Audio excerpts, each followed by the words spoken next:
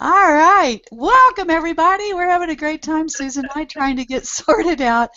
Hello. Welcome to the show. I was just singing a Rudolph song in honor of the season with my red nose, as you can see. All right. So, welcome to the show. Maybe I'll sing for you later. All right, so let's get started. Sorry, everybody. Again, we've gotten stumped with the Google Gods and Hangout technology, but we're on. So, all right, I am Val Hart, the real Dr. Doolittle, animal communicator, the stars. I'm an author. I'm also the coach and the host of the Animal Talk Coaching Club, and this is actually part of a series of up close and personal, intimate conversations with my wonderful professional animal communicator colleagues. I have a wonderful guest for you today. She's one of my very favorite guests. We always have a blast. We're such kindred spirits. You're going to love our talk today. I know it's very timely and seasonal a bit. Let's see. So what we want to do is bring you into our world. Our mission here is to bring you into our world so that you can see what we see, know what we know, feel what we feel, hear what we hear when we communicate and work with the incredible, amazing animals around the world. We believe that animals come into our lives for a reason. They are spiritual teachers, they're healers, they're angels, they're guides. And when we learn to recognize, respect, and revere them for the master teachers that they truly are, then they help us become better people, better humans. And together we can make our world a better place for all of us. So it is our life's work. This is part of our legacy to leave the world a better place than it was when we found it. And my personal mission is to reach and teach 1 million animal lovers around the world, because I believe that when we do that, we will have the consciousness shift that we need to change the whole world and the fate of our planet. So if you will align with us and support us in this goal, we would very much love to have you part of our cause. Thank you. All right, so today, my fabulous guest, decked out in Christmas red, the holiday red, is Susan Francis. I really do feel like she's a kindred spirit. When we met a few months ago, it was just a total joy. She describes herself as a bit of a Sherlock Holmes, because she's a detective, similar to myself, as we really focus on solving animal mysteries that baffle their people. And I love it. So we both use animal communication, telepathic communication. Susan is also a medium, clairsentient. She's a top reader on an international psychic line for both people and animals. She's even appeared on PBS. So what makes Susan even more unique is her background in Chinese medicine and her ability to intuit blocks and imbalances in meridians and organ systems, and even in homes, houses, buildings, areas, which is really brilliant. And she also uses acupressure, and she has learned from about a Buddhist Taoist master. And today we are talking about how animals help us connect to the light as we come into the critical year of 2015. So welcome, Susan. I am delighted to have you with us today. Thank you so much, Val. And we're just going to share with the audience. While you have your red nose, I told you my computer is getting a lump of coal because I just missed most of that because it froze. So let us all genuflect to the Google gods and whoever else that got us through this thing.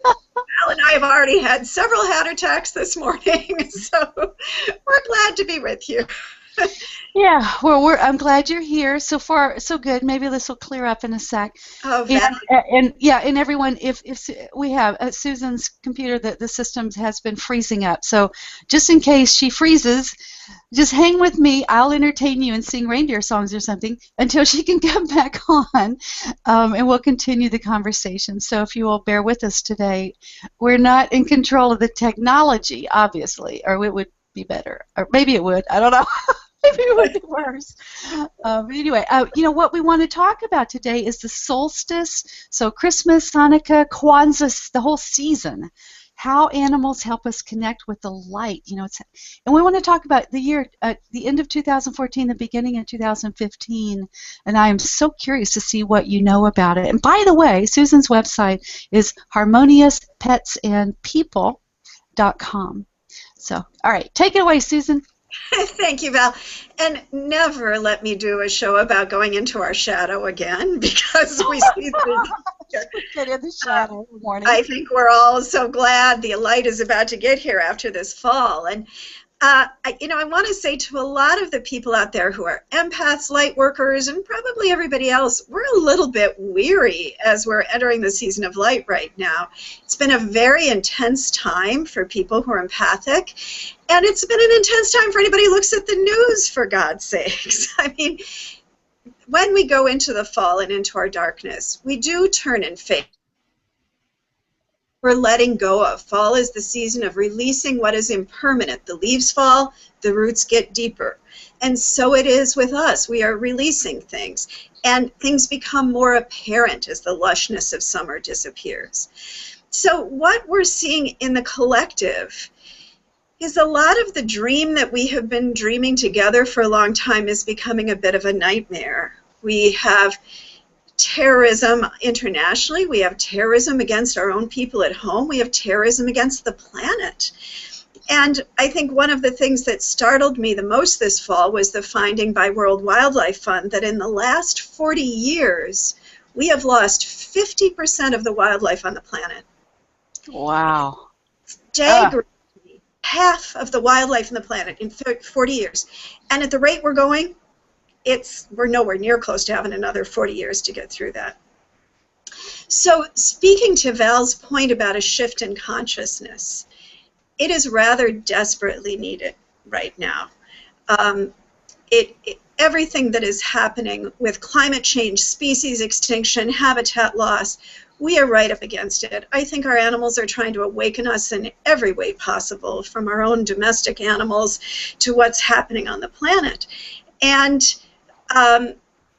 thank goodness for this time of the return of the light, because the symbolism of that is to remember that what is important behind all of this is the work of the divine. You know, that it is more powerful than any physical manifestation that we put together. And at this time, Christmas, Kwanza, Hanukkah, solstice, it's all about the return of the light in one way or another. And boy, do we need it these days. So when we're looking at what we're letting go of with the shadow that we went into, I think there's a number of D's that we have to let go of. I think we have to let go of denial. We really, all of us, even though it's painful, have to be willing to look at what's going on. But at the same time, I think we have to let go of despair. Because it paralyzes us. And we have to let go of feeling dragged down if we do our work, or of feeling like we're trying to make a difference, all of that stuff.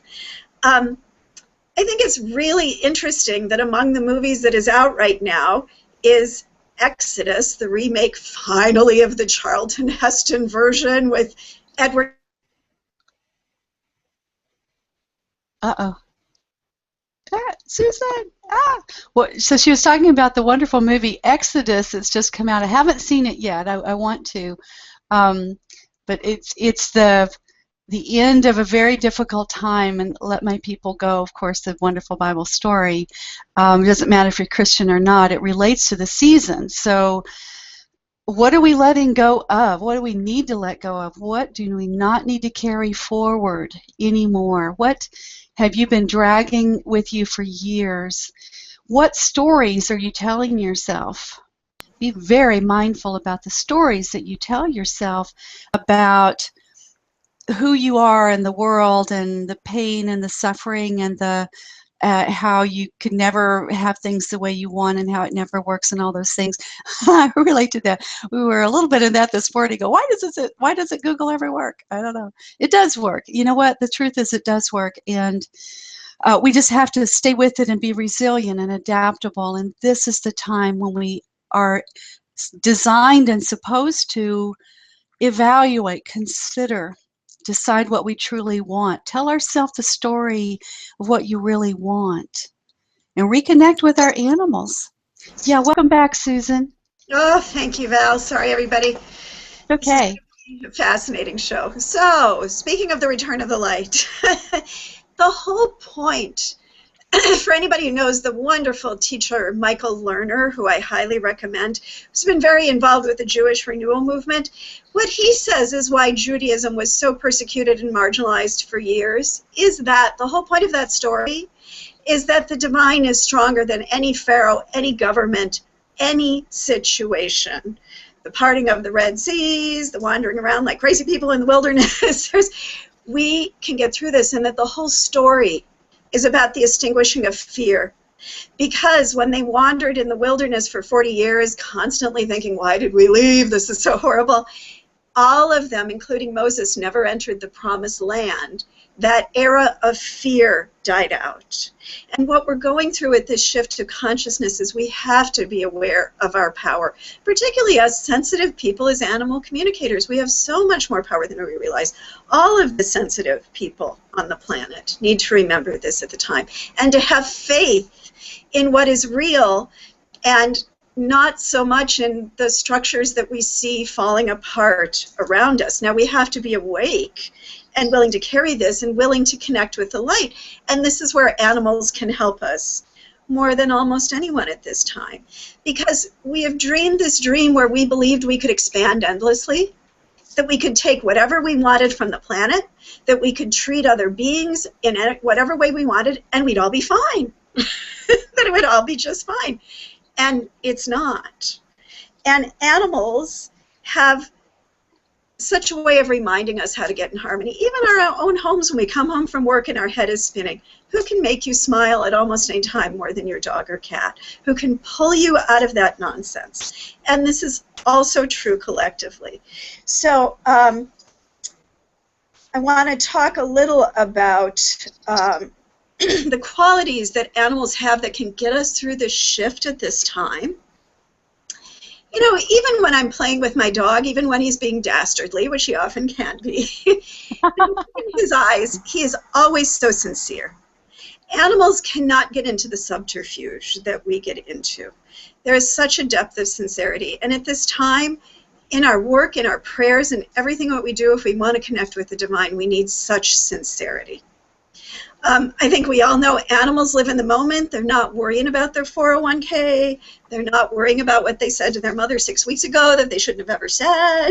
They don't do that. They have their issues, but they are in the moment, which is in the place of power. And I'm going to slip in a little extra one with that. And in the moment, they can play. I think a lot of our listeners actually know that among the essential needs for animals done by researchers, yes, there's food and water, and there's play. It's critical. And we still need our play. We are animals, and we need it desperately. In this so much darkness, we need to remember to be able to lighten up. That's part of enlightenment. Animals, isn't this interesting that I could actually forget the 4 points? Yes. They don't. Thank you, Val. They often had red noses. That won't get us through. That won't save us. Animals don't take more than what they need. The lion doesn't have the zebra and say, that was good, I'm going to have 7 more. It doesn't work like that. There are dogs who will guard 15 million bones and act like you can't have one of them, but they've been warped by us. Animals know how to live in harmony, which is one of the big things we've forgotten.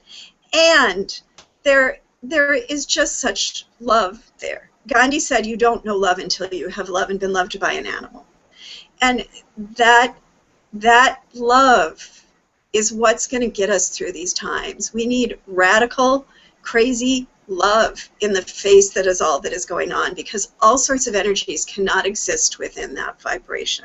So I would say we, in the coming years, we need to cling to those qualities along with the concept of the light that's kind of combining the lower world and the upper world, putting this together for this transformation that Val was discussing at the beginning. Thank you, Susan. Yeah, I love that. So there are 4 simple steps that they teach us. What are the 4 simple steps? Well, those are the ones that I just covered. The Okay. living in the moment. Live in the moment. Okay, so be fully present, live in the moment, let the past go.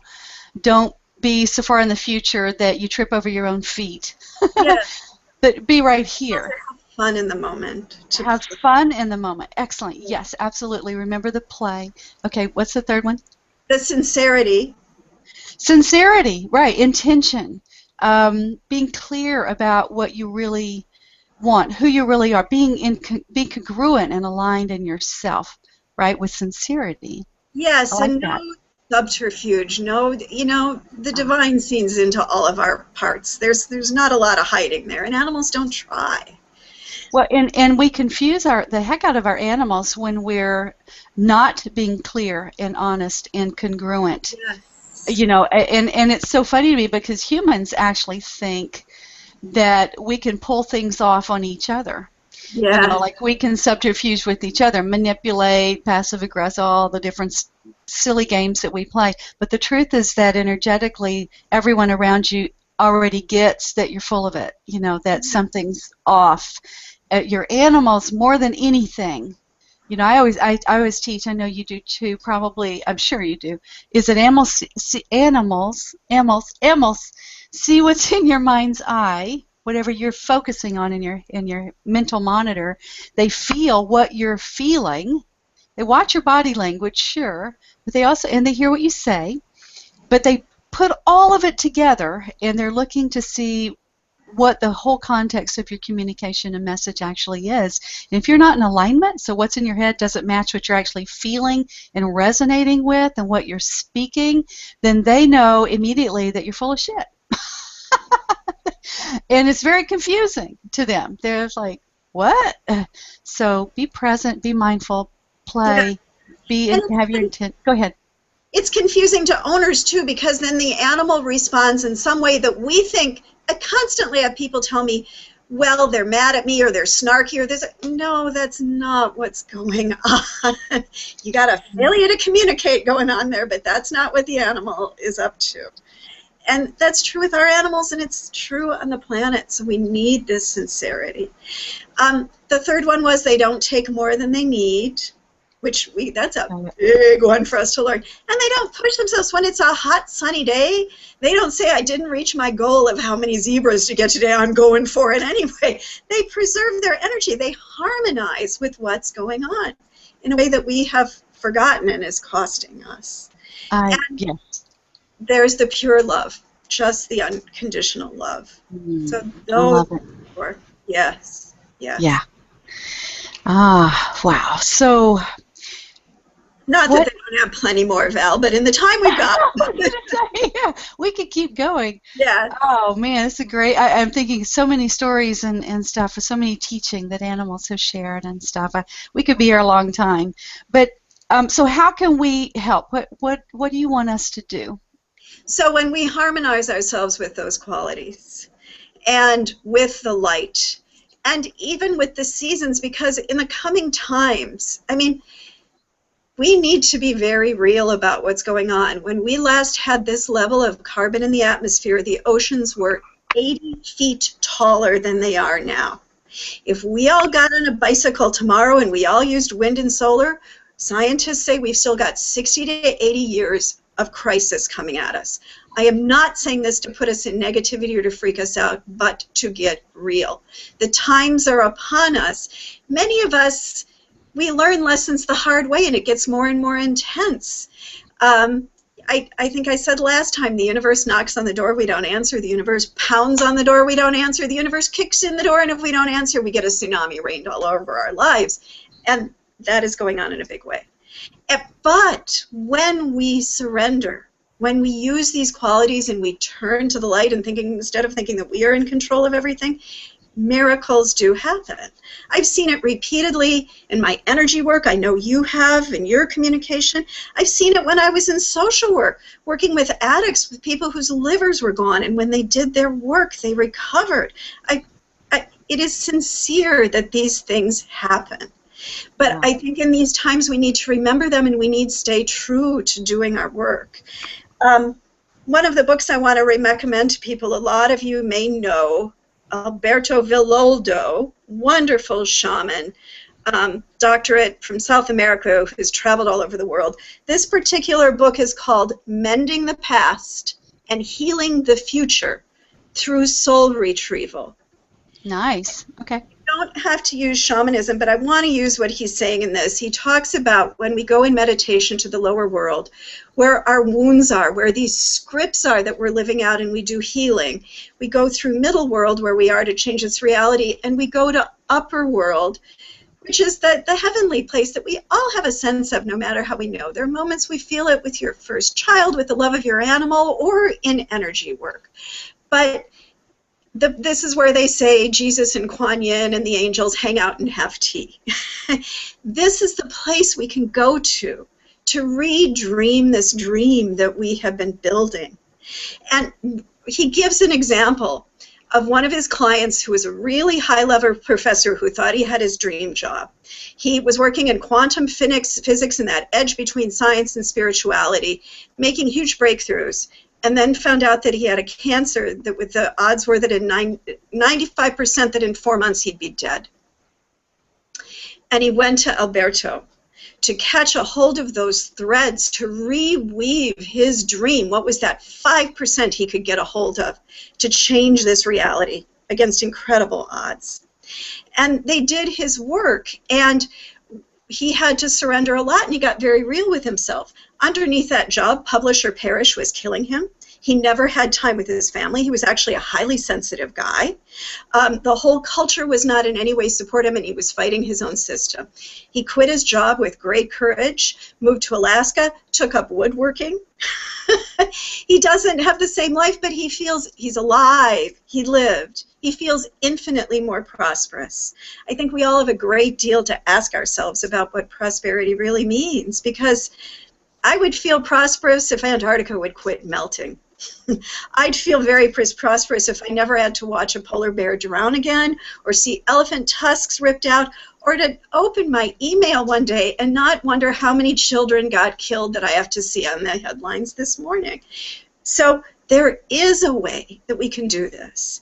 And as Val said, if enough of us do it, enough of us who are awake, that's the pebbles in the pond that can ripple the whole thing. Yes. So we're going to go in our meditation today to connect with the light and to get a hold of these threads and bring them down to help all who are trying to work to rebuild this dream. So I'm going to shut up for a minute. Does that make sense? It makes great sense. I love it. Thank you so much for saying that. It might seem a little off topic with, we're talking about people more than animals, but the truth is we're all connected. This is for the animals because they are suffering more than anyone. 50% gone in 40 years at our hands. This is not a natural process. No. This is poaching, this is expansion of habitat, this is climate change, it's all of it. It's us. So let's go into our pre-solstice meditation. Yes. So go ahead, Susan, and guide us through something that we can do right now to begin to shift and change. Yes. So if everybody could get comfortable, close your eyes, take a deep breath, shake all of that off. I never thought I'd quote Taylor Swift in a spiritual thing. Shake off the haters who hate, hate, hate. Shake it off. Just get here and now. Deep breath. I'd like you to all see yourselves standing on a beautiful beach, hearing the ocean. Feeling that ocean wash towards us, because we need our flow, we need our water energy more than ever these days. And as you look behind you, you see a lovely hill ahead of you. And as you turn to walk up that hill, notice who's with you. Who are your guardians? Who are your helpers? Is there a deer? Is there a bear? Is there such a mama, the serpent mother? Is there a squirrel? Who is with you? Who has something to offer you as you walk this hill? To lift you, to connect you to a new consciousness. See if they have anything to share, just how you feel with them as you walk up. And as you approach the top of this hill, you see birds Birds are the messengers between the higher realms and us. Do you see a dove of peace? Do you see the condor who flies higher than any land animal? Do you see a chatty little parakeet? Who do you see? Is it a colorful parrot? Is it hummingbird who reweaves the golden threads to the divine in us? Who is with you? Who is going to lift you? And notice you may have a sense of familiarity, that you have always known this creature. There's just a sense of knowing. You may get intense conversations you can have later, but just be with them now. And see that behind them, there is actually just a beautiful angelic presence.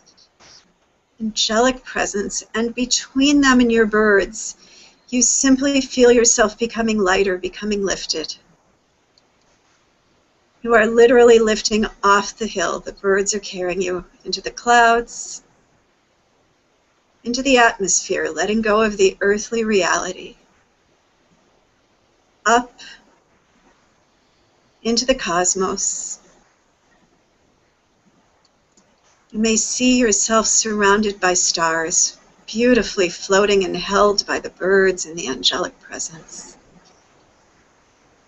You might feel the stars pulsing at you. You might hear music, a sense of harmony. Many hear this in this place. Allow yourself to feel this. And the light is all around you, even as you're in the void. And you raise your head to look above you. And there is a constellation of the most exquisite light that you have ever seen. That is the divine that is there for you. It is accessible to you. You feel that energy head towards you into your heart. You allow yourself to remember that you are part of this, that you are not actually separate, that none of us are separate. And as it enters your heart or your throat or your abdomen, you may feel burdens slip away.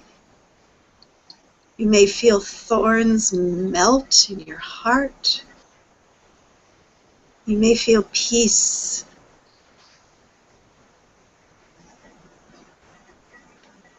And you still feel like you simply reconnected with the light and the truth of your being. And the birds and the angel rejoice with you, and it flows through you. It flows down your feet and out your hands, through the cosmos down to the planet, wrapping the planet in this exquisite light, so that as gently as possible, the rigid energies, the selfish energies, the energies that believe they are not connected are loosened and shaken. And the energies of harmony are strengthened. And the animals are strengthened. And our animals and our homes are part of this. And it flows especially into the receptive medium, the oceans, the rivers, the lakes, the streams, this love coming into us and our planet. And allowing us to let go of our ego separation and allow this to come forth at this time when we can change the dream.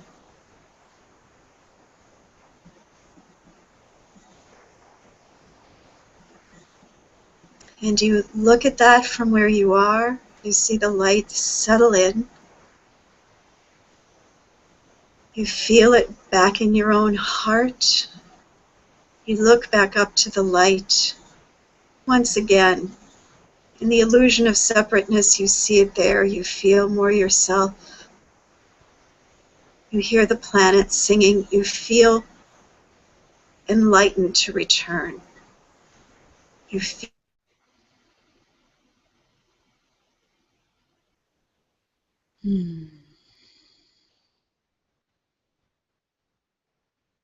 So feel the enlightenment. Feel where you are. As we wait for Susan to rejoin us, be with your space and explore it. Can you hear me? Yes, go right ahead. The birds are bringing us back down, closer to the planet that looks sparkly below you now. Down through the atmosphere, down through the clouds, slowly, safely, feeling a little more dense, but still light, more dense, more in your body, feeling your bones, feeling your light body rejoining with your physical body as your birds settle you back in. And you walk back down the hill, feeling lighter and yet stronger. Seeing the vast ocean before you with a new warmth and sparkle.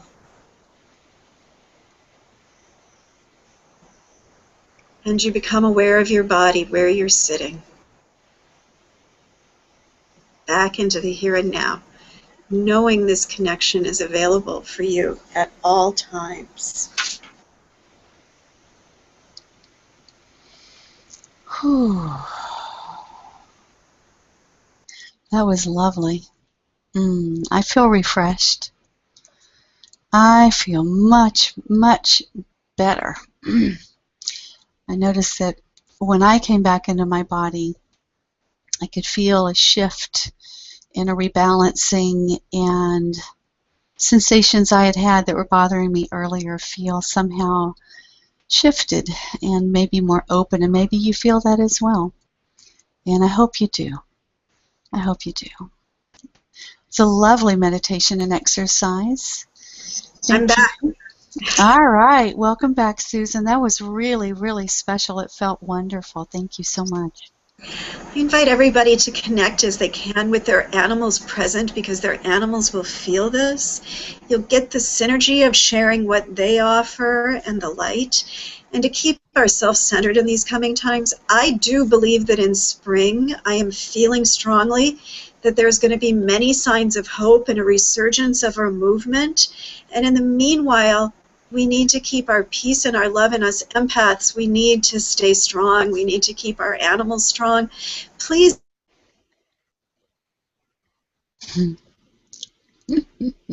Thank you, everyone, for your patience with the technology. It's a challenge, as much a challenge for us as I'm sure it is for you watching and listening. Oh, goodness. Well, and the energies are changing and shifting. We're getting the message out. Things are beginning to shift, and we will be letting go of the old. I invite you to identify things you're ready to let go of that no longer serve you. I'm back. All right. I'm going to get this out quick. Please consider giving gifts. Many environmental organizations have wonderful products that when you buy them, you can give a membership and those gifts to friends. If you go on Amazon and you click the smile, when you gift you buy goes to a charity of your choice. You know, please consider not just more stuff. We are choking on our stuff. Think of giving friends a dinner over a night, taking care of the kids, give services, give animal communication. Yeah. Think what you are giving and receiving. Right. Be mindful. Just be mindful. Make wise choices. Thank you, Susan. Thank you, Val. Our apologies to everybody, and hopefully there will be more Rudolph noses and not lumps of coal. No problem. All right. So thank you, everyone, for watching and listening. It's been our joy to share our hearts with you, to share our love with you. And I know we're all connected and bound with each other all over the world through our love for animals, and that we care. Thank you for caring. So, again, you can find Susan and her work at Harmonious Pets and People at www.harmoniouspetsandpeople.com. And thank you again for watching and for supporting us. This is an episode of the Real Dr. Doolittle Show with your host, me, Val Hart. If you enjoyed the show, the series, be sure and scroll down or email or whatever you'd like to do to give us some feedback. Show us your love as well. We need to hear what's on your mind, too. So also remember to get your free Animal Communication Starter course, the Quick Start to Animal Talk course, so that you can begin to open up these channels of communication with your animals. They are master teachers in disguise. So God bless you all. Whatever belief you have, we wish you the joy and love of animals. Yeah. Anything else, Susan? No, thank you all for listening. All right. Very good. Have a season of light, you all. Yes. Okay. So, everybody ready? Rudolph the red-nosed reindeer had a very shiny nose. All right. Bye, everybody. Until next time. We'll see you again. Thank you. Thanks, Susan. Love you. Thank you.